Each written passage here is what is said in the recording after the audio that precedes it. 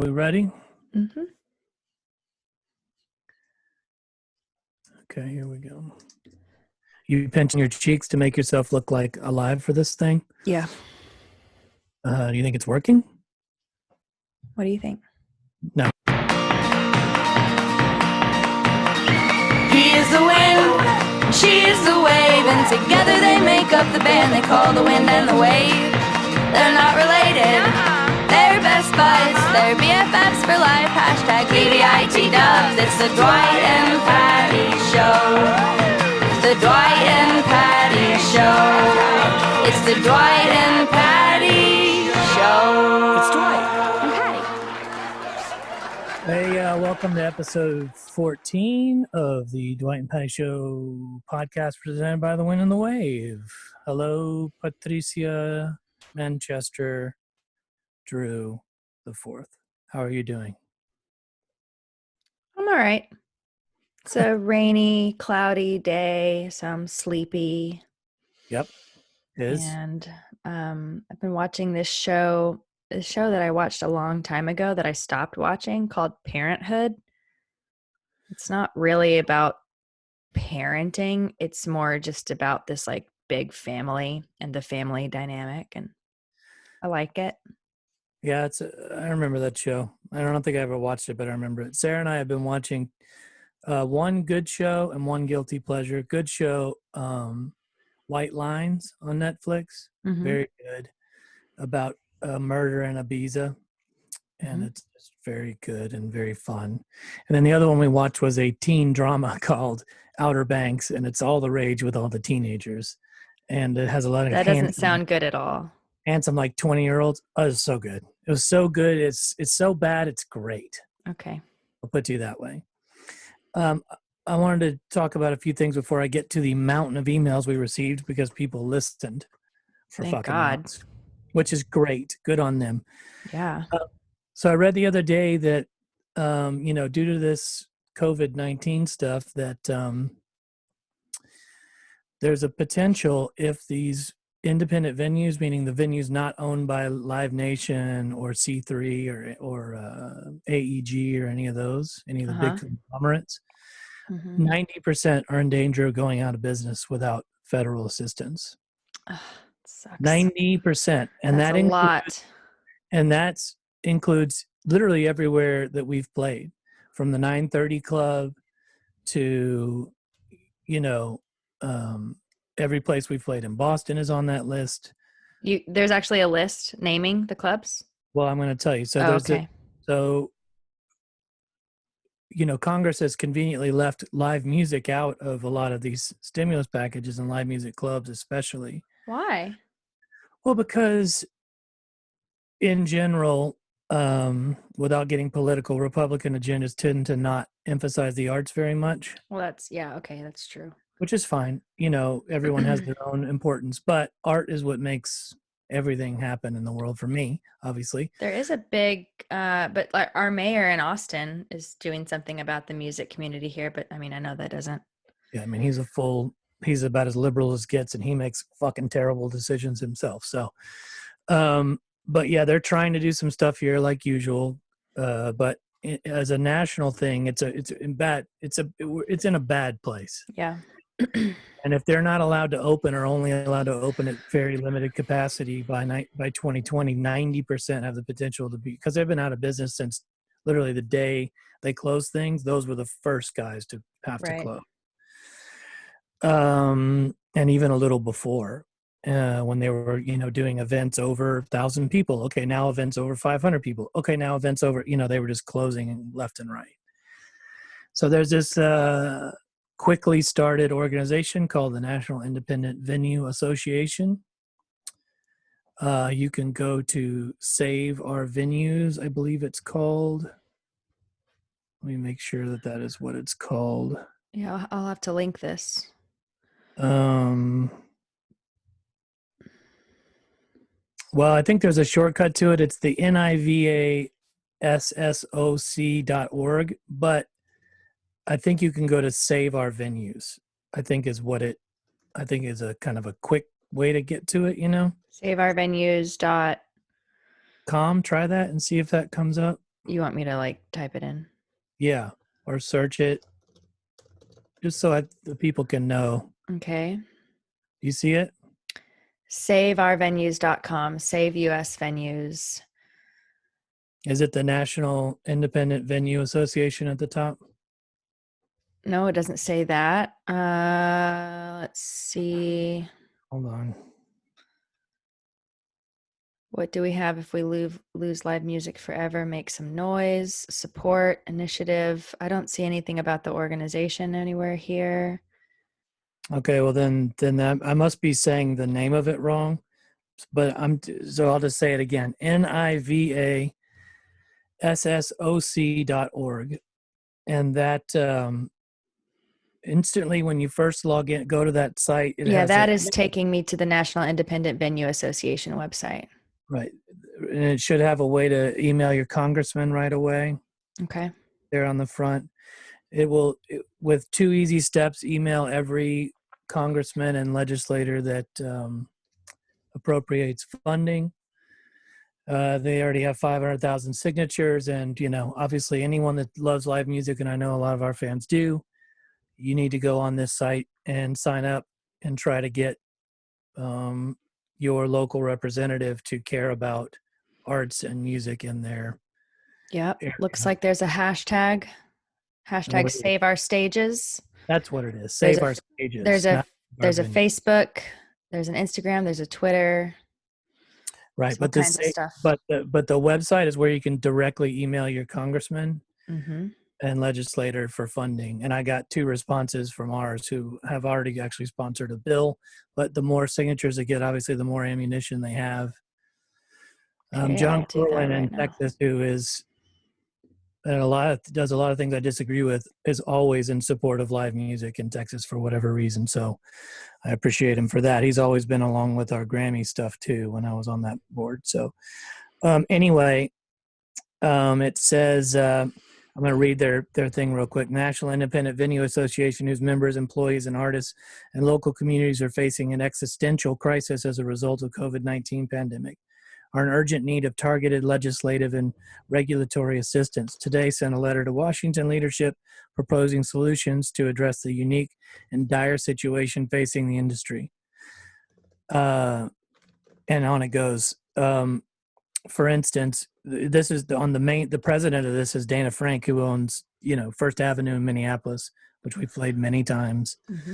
Other people on the board are people from Exit In and Nashville, where we played, and Third and Lindley, and just every 930 Club, and like I said, and on their site they have a list of every venue that's on there, and it's in the thousands now, and that are in danger and that are trying to get support. And I'm telling you, go look at your state, and everywhere you've seen a show that's not a show over 2,000 people is in danger of going away. Every single. Okay, so it's really easy. You just click Take Action at the top of the website. You put in your information, and once you put in your address and your zip code and stuff, it tells you exactly. Like, for example, mine is Senator John Cornyn, Edward Cruz, and William Flores. And then you just input your information, and then you click submit, and it sends this like auto email. It's already drafted for you, and you can write your own message too. And it gives you a suggested tweet with the hashtag that you can post. And so, yeah. This is the thing I found interesting in their note to Congress. It's estimated that for every $1 spent on a ticket at small independent venues, a total of $12 in economic activity is generated within communities, at restaurants, hotels, taxis and Ubers, taxis and Ubers, and retail establishments. While we are small businesses, the estimated direct annual economic impact we bring to local communities is near $10 billion. That's what we'd be giving up, along with the livelihoods of about a gazillion people. Yeah. Not just musicians, just like... It says it will likely take months, if not longer, for venues to resume their full schedules once they are permitted to reopen, and capacity reductions may be required for safety. NIVA is also seeking national guidelines for large gatherings to occur in a safe manner, Uniformity, all 50 states and Washington, D.C., and throughout the industry will ensure artists can resume a stable tour schedule and fans can come and enjoy shows once again. In other words, some sort of not just happenstance like, well, here you don't have to wear a mask, but there you do. And, just something that the artists who are booking tours can know what to expect, Otherwise, no one's going to book it. It's just going to be too risky. So I wanted to bring that up because I know, just from reading some emails from our fans over the years, how many people, some of our fans go to concerts like 4 times a week. I can't even imagine that, but some people do. It's their whole life outside of their job. So yep. Please share about it. Please tweet about it. Do all the things. Try to get every artist and every person who cares about live music to participate in this so that we can help. Okay? Okay. Yep. I'm following them on Instagram so I can keep tabs now. Okay. Also, I thought this was interesting. I saw this article and I wanted to bring it up real quick because I thought you would find it interesting too. Scientists think they have found a skinny gene. We all know the type. They can eat all they want, spend 0 time at the gym, and don't put on an ounce. Now, according to new research published Thursday, scientists may have discovered a gene that helps those super skinny individuals stay so slim, potentially open up a new frontier in treatments to tackle the growing obesity problem. They've identified a genetic variant unique to thin individuals in what's known as the ALK gene. It makes a protein called anaplastic lymphoma kinase, or kinase, which is involved in cell growth. They pinpointed that variant after looking at DNA samples and clinical data of more than 50,000 healthy individuals. Pretty interesting, huh? Yeah, that's crazy. I mean, I'm probably considered one of those lucky people. I can't be super lazy and eat like anything and not get soft and but I don't get fat. I get what we like to refer to as skinny fat, which is just I stay small and just get soft. But yeah, I tend to have a limit on how big I can get to, even though I'm a giant man. There's I can just go full shit, and there's this kind of a limit, right? But that limit does seem to grow as you get older. I think as metabolism changes, but it's clear that some people, just because you see kids you see kids in a family. Some kids are super skinny and some kids aren't, and they're eating the same thing. Yeah, exactly. And so there is something going on there. And I think it would be an amazing discovery for them to be able to harness the power of just being now maybe that would make everyone eat unhealthy because they know there would be no repercussions. But that wouldn't be a good side effect. But I guess there would still be diabetes and things like that. So with high sugar intake. You can have diabetes and not be fat, right? Sure. Just to be able to take people that are just obese through bad lottery luck in their life. It would be nice to be if someone who wants help without having to get a lap band or some crazy surgery. It would be nice for them to have an option, right? Yes, indeed. If they wanted it. Okay. So we actually so we did our quick side note. I think I fucked up and deleted the video for episode 13 before I got it up on Facebook and YouTube. I don't think that there's a way for me to recover that. So it's only available for viewing on IGTV. Sorry. Okay. So yesterday was the stream. Yeah. And I felt good about it. I thought it was really successful. Yeah. And I thought we played well and people seemed to really enjoy it. What are your thoughts on it?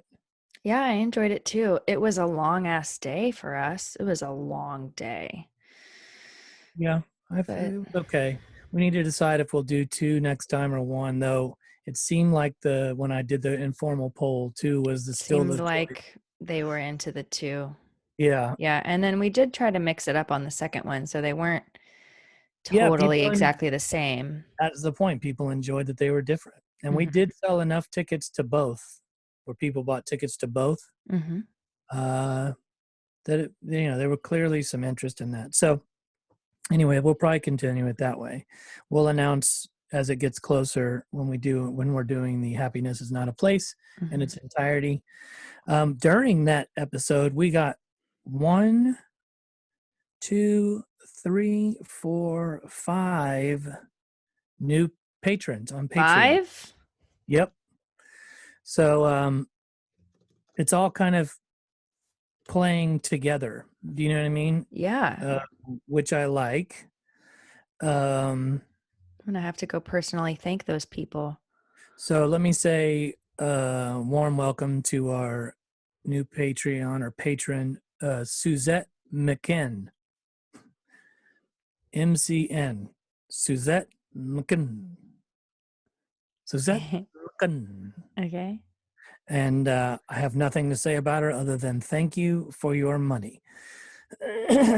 We also have new patron, meet Lori Han Ganser. Lori Han Ganser, who is a bartender and during Oktoberfest in Bavaria. Lori Han Ganser. And she wears the little lederhosen and the fucking the pigtails and all this stuff, and she goes and she carries giant boots of beer out to people, and we appreciate her for her hospitality. That got cut short this year due to COVID, but she'll be back next year serving out the beers to all the peeps. We now have another new patron named Julie Graff. Julie Graff, who is a cattle farmer in Montana. And, no matter what your feelings on beef, she is a small farmer and she does it as humanely as possible. And, I eat beef and you don't, and we both have different opinions on that. And that's fine. That's fine. And we appreciate her for being a cattle farmer. Okay. And then we have Peter Mallick, who I actually know because I saw him on the stream. He was. Yeah, he had some comments up there. He's a doctor. Okay. Of some sort. And of what kind of doctor? So many kinds. Pretty sure he does breast augmentations, but I'm not a hundy on that. No, actually, I have no idea. He could do any. I have no idea. And then we have one last one, high roller or whatever the fuck they're called. Debbie Gilpin. Debbie Gilpin. She owns a feminist bookstore in San Francisco, California, is my guess. And damn, $25 a month? That's intense. Yeah, and I believe she practices witchcraft. So she's an interesting person, and I love her, and she loves crystals. So Debbie Gilpin. Me too, Deb. Me too. Okay. So we have a lot of emails. I'm gonna and memes. There's some memes in here that you should go grab right now. Okay, I sent some to you too. Did you grab them out of our Gmail box? Mr. No. Wycott sent 3 before I delete them, because I'll do it out of habit. So go ahead and grab the 3. Can't you just send them to me? No. No, I will F that up. Or I guess no, I can't. I don't know how to use Gmail other than to read email. Okay, Jeff, there's one from Jeff Connolly. There's 3 from Jeff Connolly. Okay. That have all right. There's a one about a baby shark. Well, there's 2 on May 24th and 1 on May 23rd. And you can just save those pictures. You can put them up here in this broadcast right here. Okay, and then there's one for me. Mm-hmm. Yeah, it wasn't me. Yeah, that was the farting. It was the farting meme. Do you have all 3 of them now? I do. Okay. Downloaded? Mm-hmm. Okay, I'm going to delete them. All right, so... What is it with you and deleting? That's how I know what I've read. There's no other way for me to know. Okay. So we have a email from Corey Avery. Thank you for your email, Corey Avery. I think this was more of a they thought we should have somebody on when we were requesting, if you're a creative or whatever, but I'll go ahead and read it. Hey, Dwight, Patty, I'm assuming Patty, as I think she does most of the management of socials and email, as well as feelings, of course. By the sounds of the podcast, you guys are making the best of this quarantine situation. I, for one, have really enjoyed listening to you through this and hearing about how you are affected and working through these weird times. Also loving the live concerts. And I already have my tickets for both shows for tomorrow. Can't wait. Sorry, this is not a question for the podcast. I promise I will send in a question separately. So this was he thinks we should have on someone named Verite, based out of New York, who has 2 self-produced full-length albums out to date. She's got a different vibe musically than you and Dwight, but she's a very gifted writer and has an insane drive to keep this thing going. How do you And to make spell a Verite? Verite with accents over both E's. Anyway, if she wants to reach out and it seems like interesting to us, we will definitely have her on. Thank you, Corey. And VeriteOfficial.com. Listen to New Skin here. New Skin must be her latest song or album. Okay. It's a cool website. All right. Well, I mean, if she wants to reach out, reach out. Or if you think she's worth having on, Patty, if you read her story, we'll reach out to her. Okay. Another email from Julie Graff. Talked me into it, she says. What does that sound? There are some loud birds outside my window. Oh, I can hear that. Sounds like they're fighting. Okay. So listen to today's podcast and you're pleased for more emails. So twist my arm. Here I am. I even paused the podcast like Dwight so often suggests to write this. So let me say this right now, because I'm going to read a lot of emails today. If you have not sent in an email recently, or I've never done it, press pause right here and write us an email. We'll wait. And we're back. Thank you for doing that email. You must feel very good about yourself.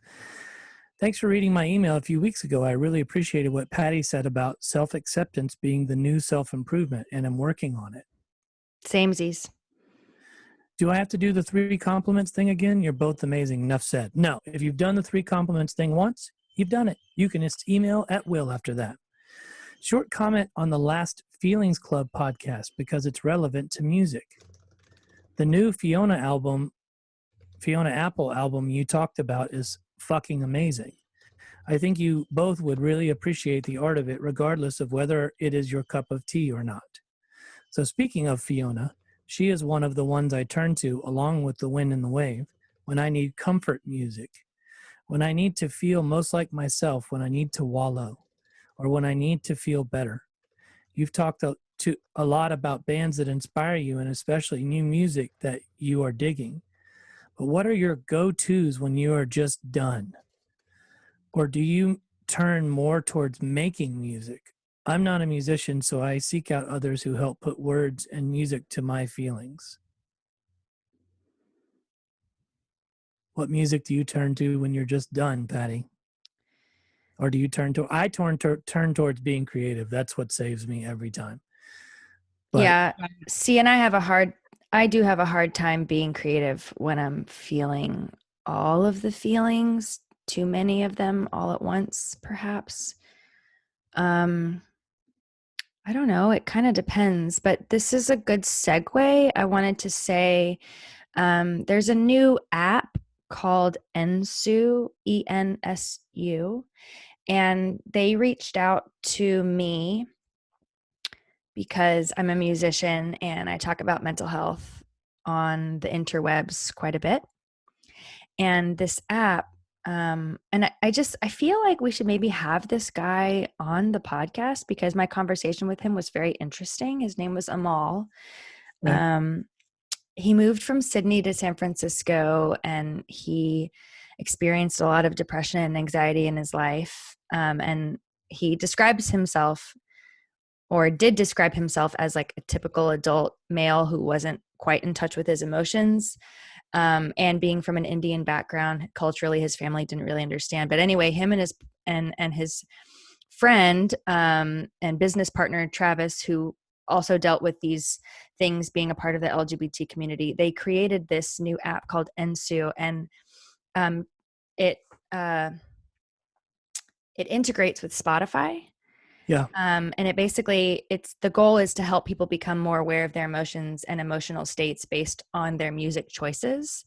Oh. And to use music to identify emotions and shift their emotions. And just, it sounded really, really interesting. So I've started a conversation with him, and we're going to have some further discussions as to how we could maybe work together. And I think it'd be really interesting to maybe have him on the podcast at some point, because I find this topic very interesting. Just, just everything around like the psychology of music. Sure. So, I mean, I think most people have music as an escape in general, whether it's a uplifting one or as she says, when you're just done. Do you have a particular type of music or band you turn to when you're just want to crawl under the covers?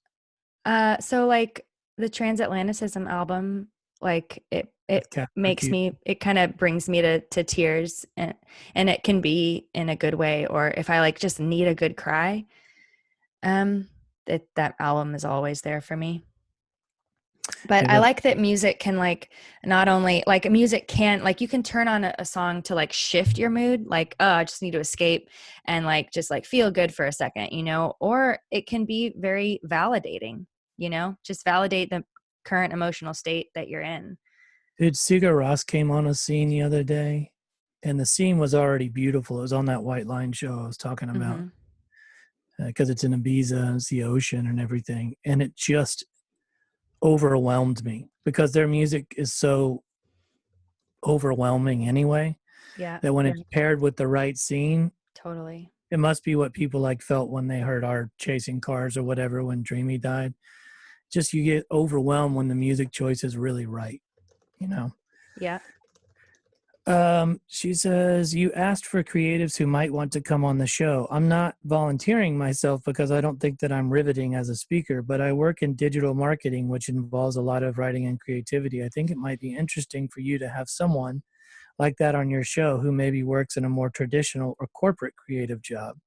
Maybe explore if that was their first choice, or if they felt like it was a safe way to be creative, sort of the case for me, and how the creative process might be different in that type of position. Anyway, thanks as always for what you do. Can't wait for this weekend's live stream concert, Julie Graff. That's an interesting idea. Well, I mean, we have had a graphic designer, right? We have had, I mean, that's a very... Who was the graphic designer we had? Chapman. Well, I mean, he's more than, he's a 3D animator. I know. I mean, I guess he also kind of like works for himself. So yeah, I think she means someone in the corporate culture who has to still be artistic, but also fit within the confines of a corporate existence, Mm-hmm. And I think that those are probably hard things to straddle, though not probably that different from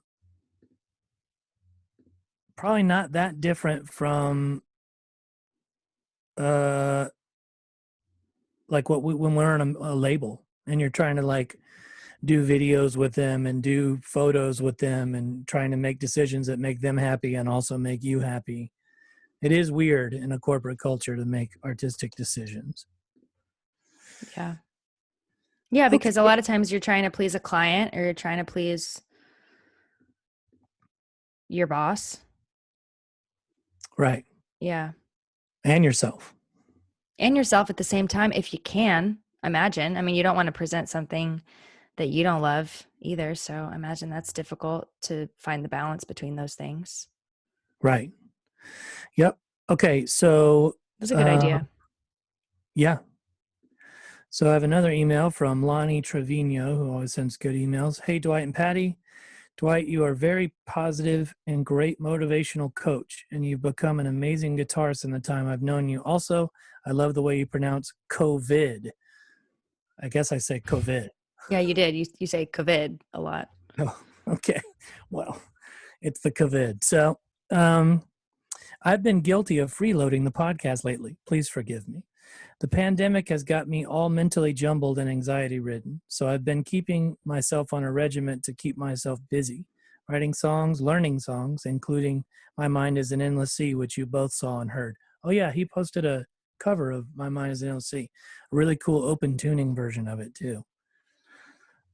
Practicing guitar, I'm determined to learn with your two hands. However, I can't find a slide that fits comfortably at the moment. And yard work and walking my two dogs more than ever. My wife and I built shelves in our new she shed that we both were amazed and proud of. I like that. Thank you, YouTube tutorials. I've been listening to a bunch of podcasts while doing yard work, dog walking, cooking, and keeping my hands healthy and strong on the bass. I just finished the episode. Our email box is empty, so I put down my bass and I'm writing this email as a podcast karma duty for us all. Again, he's doing that correctly. If you have still not done it in this episode, press pause now and write an email. We'll wait. And we're back. Hey, thank you for writing an email. Dwight, I remember watching that Future Islands performance on Letterman the day it aired and thinking, wow, that was extremely heartfelt. I don't think I really heard that song ever again until today. And I remember the song as if it was performed that night before and Letterman was still on the air. That's how intoxicating and fresh that performance is. I'm not sure if I agree that it's the single greatest late night TV performance of all time. May I remind you of the Beatles' performance on that very Ed Sullivan stage in 1963. However, I agree it's inspiring, and a performance shouldn't be any less than exciting than that exciting performance. Go big or go home. It's definitely up there as a performance for sure. Patty, great job on the Feelings Club podcast. It was a slow start, but you guys are getting better, and you're helping people whether you know it or not. But I'm sure you guys have that as an idea. Also, thank you guys for your great performance for Ham. I too have utilized the amazing service Sims has to offer. Unfortunately, I live in New Orleans now, so I don't have that privilege anymore. And my wife's benefits are great, so we are covered. Carlos Sosa is a wonderful person and is one of the very first people I met when I moved to Central Texas back in '93. True story. I've been doing several live performance streams on Facebook, and I'm blown away by people's 1, interest, 2, generosity, 3, and people's forgiveness of audio quality and video production. I don't have any fancy mics or cameras or PAs or ability to work with the audio and make it fancy here in New Orleans. It's all in Texas with the majority of my touring gear, and it's been unbelievably lucrative, however. Just like non-pandemic times oversaturating your market can and will fuck you.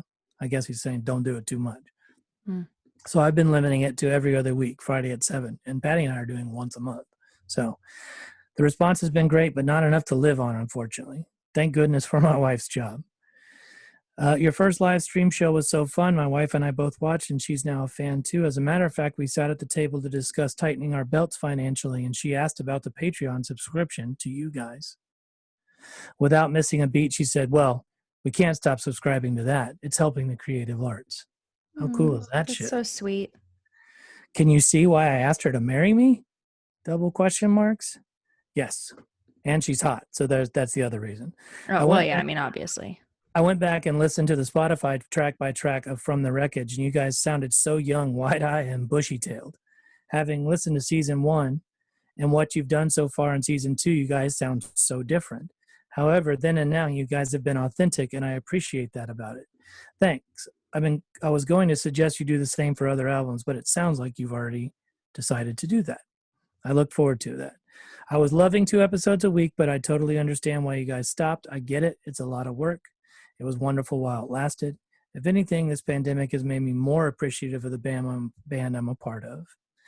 And then he has a cover suggestion for us, the song Junk by Paul McCartney, which Patty probably doesn't know, but it is a great one. My son loves that song, and I do too. So sure, we'll look into it. His band has been doing 4 split-screen pandemic versions of their last album songs, and that is cool. They were doing it loosely and only on phones, but the authenticity is what people seem to be digging. Let me get to his questions. So first question, Dwight, do you remember how we first met, when, where, and why? I don't remember exactly, but I do remember Lonnie's been a professional bass player in Austin, Texas for 30 years. He was here before me even, I'm pretty sure. And I think I met you at that place on Dirty Six before it was called Dirty Six, and everyone called you Popcorn then. and you played bass in kind of a funk band that would just have tons of girls out on the floor sweating and dancing all night. So it was always a fun show and a fun place to meet chicks.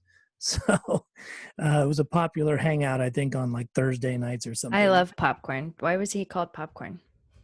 I can't remember. He'll have to email in as to why. I recently got a popcorn maker, like an air popper. It's fantastic. Nice. He says, I'll stop now. I can't wait for the new album, new direction and growth of the wind and the wave musically. I have a feeling a lot of albums that come from this pandemic will be great. Crossing my fingers. All the best in your future endeavors, music related or otherwise. Bye. Good sign off. Thank you for your email, Lonnie. We appreciate it. I like how conversational Lonnie is on his socials too. Like he's always tagging us and stuff, and it makes me smile. So thanks, Lonnie. he just puts all of his thoughts down. You end up with some long emails, but you know. If you want to tag us, you can follow us on Instagram at the Dwight and Patty Show. Also on this Gmail, there's a mail from which I'm about to read from Eric Nagel, and he has a picture of his tattoo. If you would like to put it up here while I'm reading this email, and you want to get that before I delete it. Eric Nagel says, Eric Nagel's a longtime fan of ours, and one of those people that does go to concerts like 4 times a week. So, anyway, he says, I'm listening right now. I don't want the podcast to go away, so here I am writing in. It's looking like it might be a fucking book, he says. I want to get a feelings tattoo. I haven't pulled the trigger yet, partly because of the fact that we've been on fucking lockdown. And I even live above a tattoo shop. But even though the shop reopens tomorrow, I'm not in a place mentally to go there just yet. I know you've seen this already, but I'm sending a photo of the wind and wave tattoo that I already have because I love it. People always ask about it, so it's a great way to bring you guys up. So funny story, I'm still listening to the podcast. Patty just messed up which Saturday for the live show. That must be why some people thought it was last Saturday. I know the live stream will have already happened, but I emailed freaked out asking why I hadn't gotten a link yet on Saturday the 16th. In my head, I totally thought it was that day. I think I scared Aston. They were like, did you see somewhere that it was today? No, I was just overly excited and it was in my head. I think. Oops. Sorry, I make mistakes. Talking about the live stream, I just want to say thank you. Honestly, I go to anywhere from 5 to 10 concerts a month. Most of them local or regional, but without that, it's been tough for me. So being able to attend live stream shows has been my mental saving grace. I'm currently attending between 3 to 7 shows in a weekend. Gosh, crazy. I know. He's so supportive of the band. So then you're definitely going to want to go to that website, nivassoc.org. Save our stages. But I've also been able to see bands that I may only see once or a year or less. I used to follow a band called Caroline Spine around. They were a grinder of a band, and because of that, I was able to see them 5 or 6 times every couple of months, despite the fact that they were a national touring band. But I've been attending Jim, the singer-songwriter, shows twice a week. Blue October, twice every other week. Jimmy's Chicken Shack, usually once a week, whether solo or a full band. Frank Turner, and many more. And of course, you guys. I love Frank Turner. Yeah, it gives me my live music fix. And to hear it in ways that I've possibly not heard it before. I've seen Caroline Spine over 200 times and heard songs that I've heard live each time I saw them. And he's doing different ways of playing them, like on piano or whatever, or hearing albums straight through. That doesn't happen until like 20 years later on a reunion tour. So thank you. I know it's a different podcast, but it's under the same umbrella. I sent Sally a joke, and I love her jokes. They make me laugh. And I laugh at her laughing at her own jokes more than the jokes. So good. But I think this, 1, describes her jokes, and 2, will fit right in. So y'all, I'm sure you guys will read it on one of your podcasts coming up. Yep. And we're talking about the Feelings Club podcast, which if you don't follow, go over, pause it right now. Go follow the Feelings Club podcast. Go subscribe. We'll wait. And we're back. Thank you for subscribing to the Feelings Club podcast. Okay, I'm done. I have to get up earlier than normal for my counseling appointment. Keep on going. Eric Nags Nagel. I'm glad to hear you're going to counseling, Eric. I know that you've been dealing with some shit, and that is good. Good for you, man. Doesn't everybody?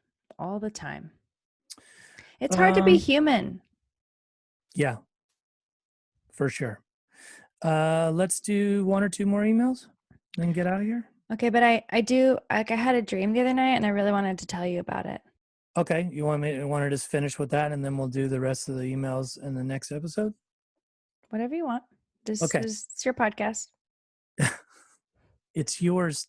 It's called the Dwight and Patty Show. I know. It's not called the Dwight You're in Show. charge here. I can start doing the Dwight Show, and you can just show up where you feel like it. But you're in charge. You're just saying you're in charge. Why don't you tell us the story about your dream? And then, actually, I want to know I want to hear the other dream you had the other night. You don't have to name names, but I want to hear the dream you had that made you finally. We already talked about that. You didn't really. You said that to me, but you didn't say it on the podcast. Oh. I want you to say what made you finally write song number 5 last week for our new record, in terms of the lyrics, and the melody on that. And the melody, yeah. And then I want to hear what the new dream is. Yeah, I don't know. Like, I've been remembering my dreams lately. It's been kind of weird. There's reasons. Yeah, I don't always remember them, but I've been remembering them lately. Okay, so that last song that I finished, I had maybe for about a week before I sent you stuff. And by the time I sent it to you, I was really proud of it. Like, I was done, right? Yeah, I think it was longer than a week, but yeah. It was like about a week. Sure. And so, and I wasn't talking to you about it. Like, I really, really liked the track that you sent. I was feeling inspired by it. Like, the second I listened to it, I had all kinds of ideas.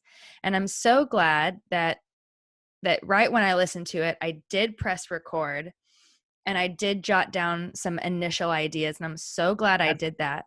You have to do it that way. Literally, anytime you start to write, you should press record right away, especially if you're a new writer.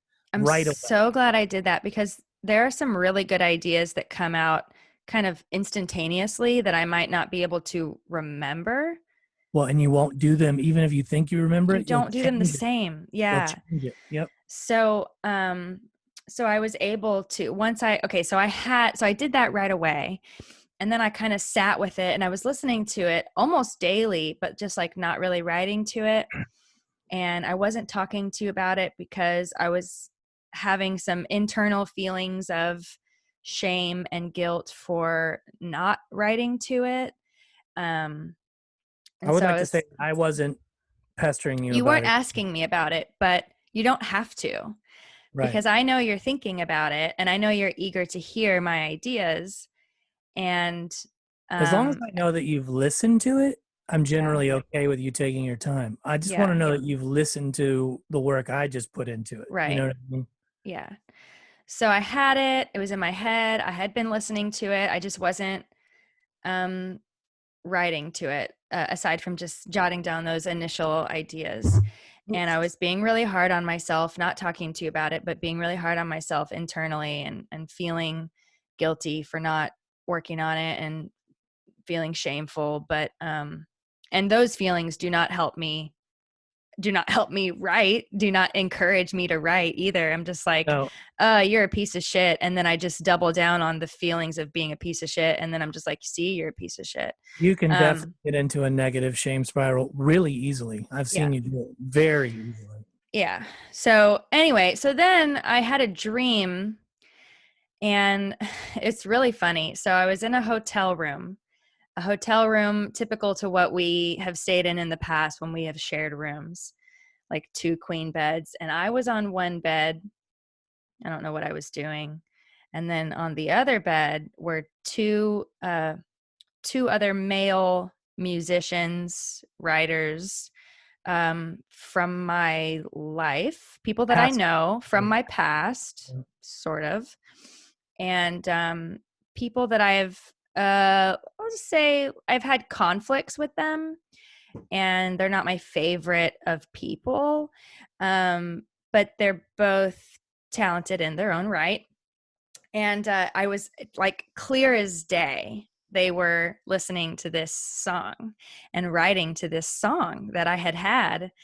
And not only that, but they were like working on my ideas. Like the ideas I knew were swirling around in my head right next to me. And then at one point I was just looked over and I'm like, what are you doing? That's mine. That's my song.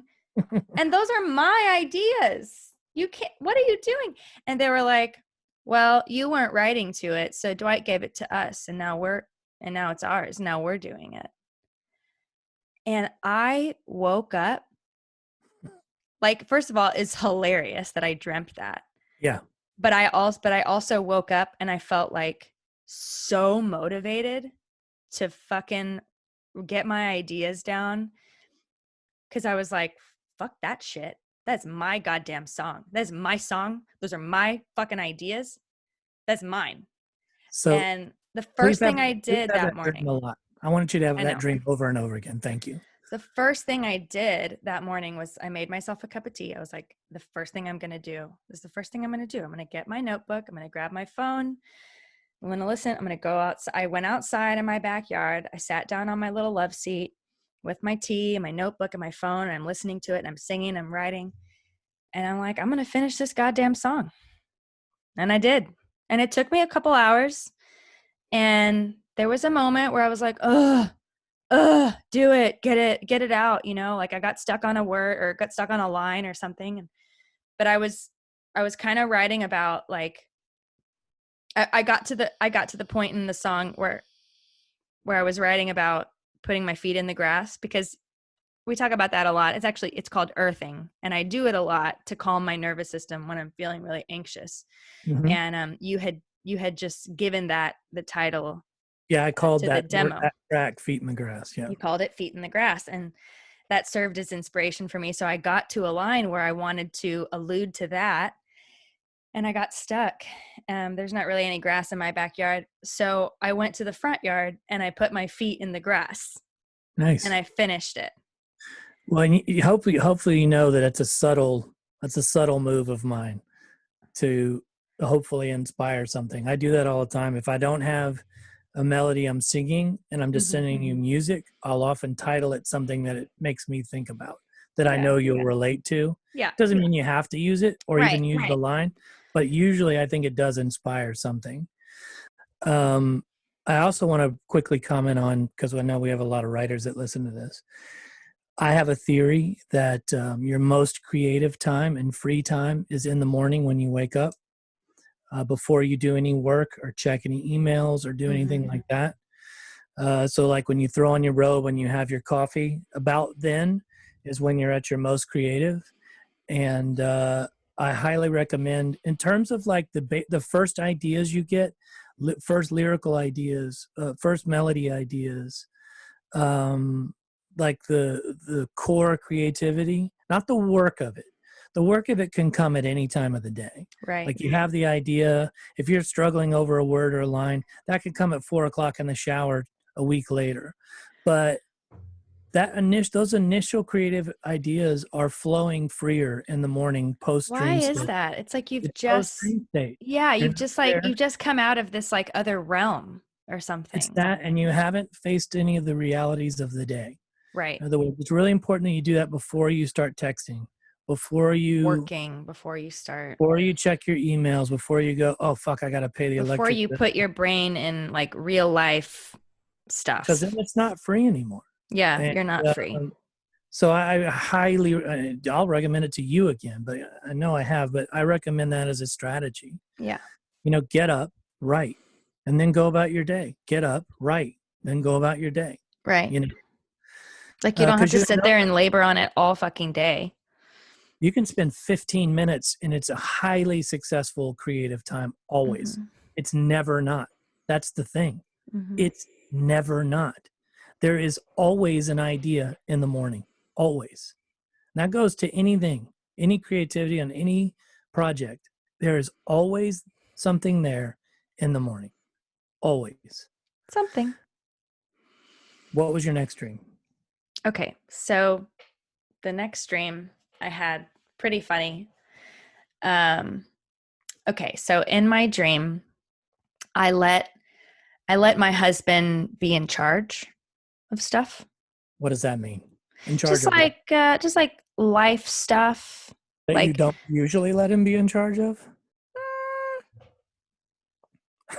Okay. I mean, I wouldn't say that like I'm that I'm like 100% in charge, but like I lead the way on a lot of things because I feel comfortable being that person a lot of the time.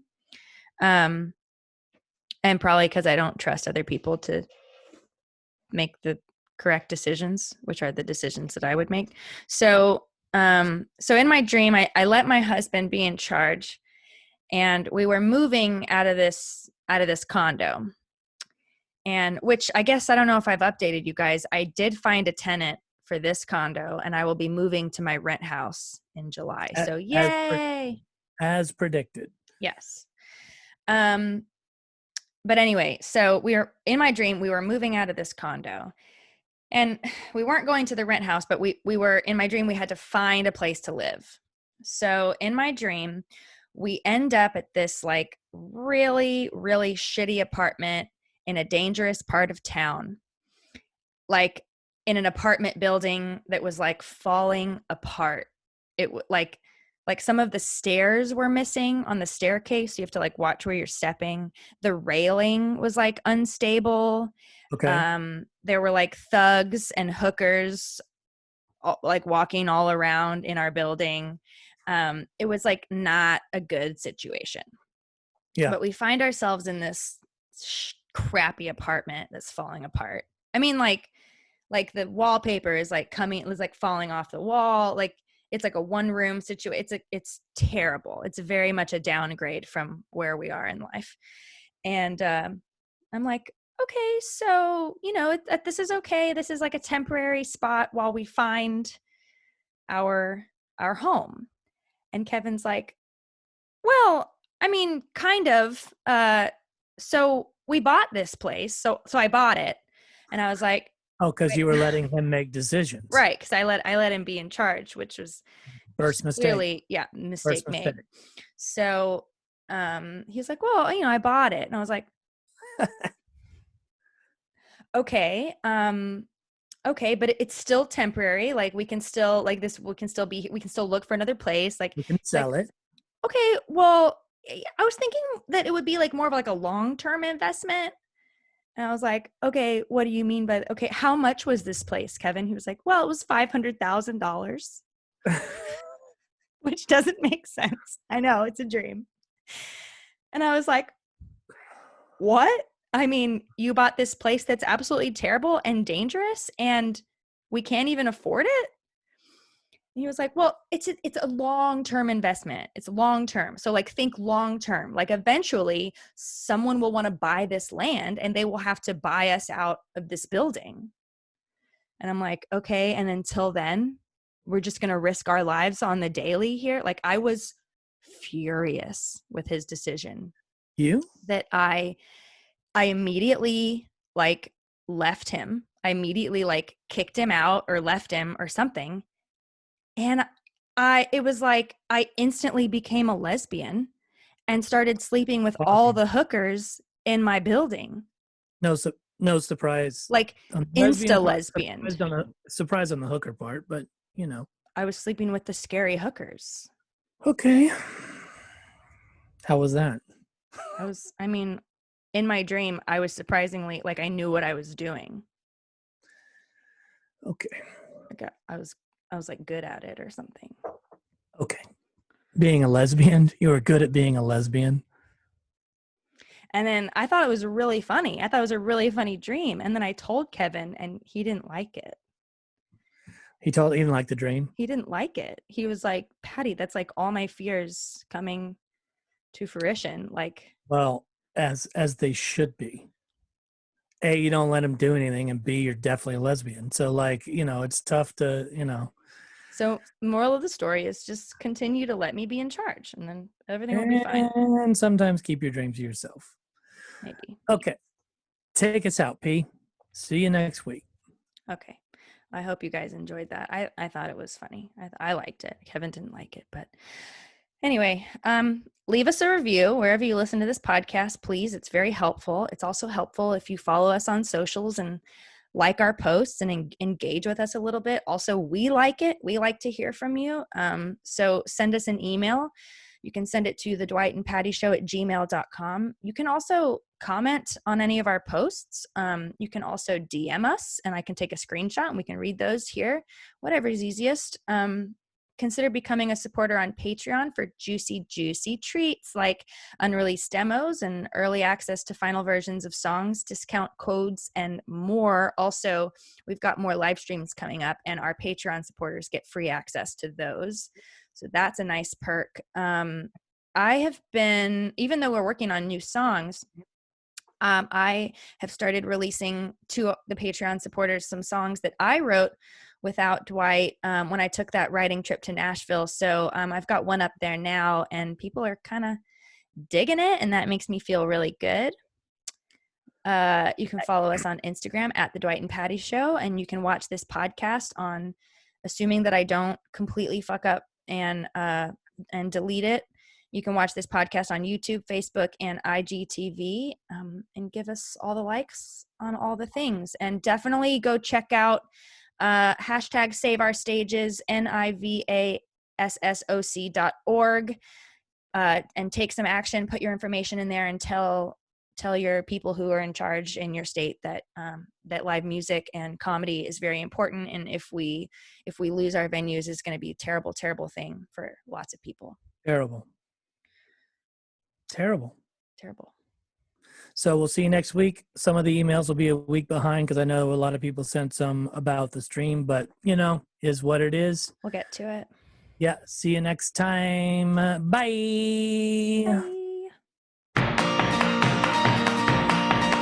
It's the Dwight and Patty Show.